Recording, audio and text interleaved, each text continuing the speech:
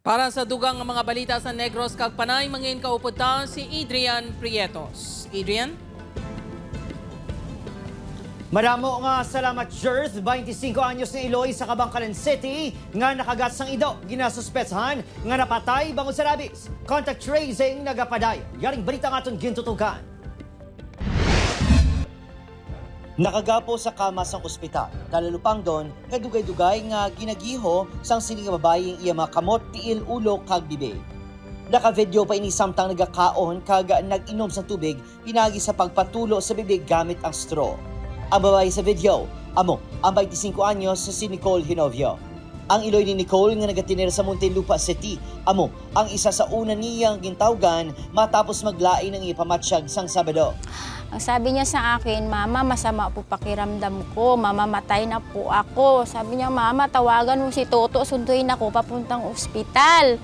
Diri na, nakasugi ng pasyente, gagin kagat inisang ido sa Marso sang namyesa sa iya abyan sa Kabangkalan City. Gilayon man nga napatay ido nga nagkagat sa iya. Ang amo nga nabatsagan ni Nicole, sintomas sa galit sang rabies.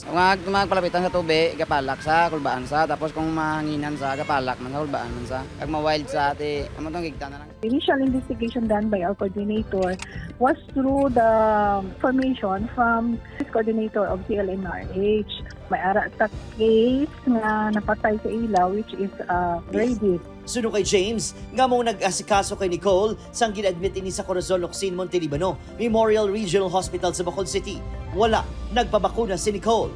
Domingo sang hapon, ginbawian na inisang kabuhi, kagilayon nga ginpalubong.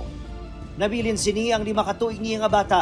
Gilayon ini nga ginpalubong, bagay nga hindi mabaton, sang pila sini ka mga himata nga madugay naman siya, wala nakita bangod sa Bacolod City na nagatiner. Kamang ko tanong siya, di kamusta ka da?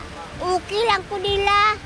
Nagsuka ko rin siya, ining daw dalag bala, daw mabuang.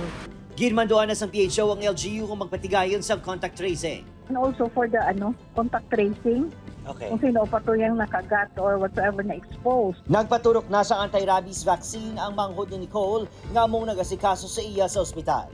Sa Iloilo Province, wala pa sang kaso sang rabies nga na-record subong 2025. Apang naglabot sa 16,210 ang animal bite cases sunod sa PHO sa first quarter sang tuig. Kalabaran sini sa ila nakakompleto sang doses ang rabies vaccine at 91.6%, while ang bilin wala na kompleto ang recommended nga doses. Opo General Castillo, Adrian Prietos, 1 Western Visayas.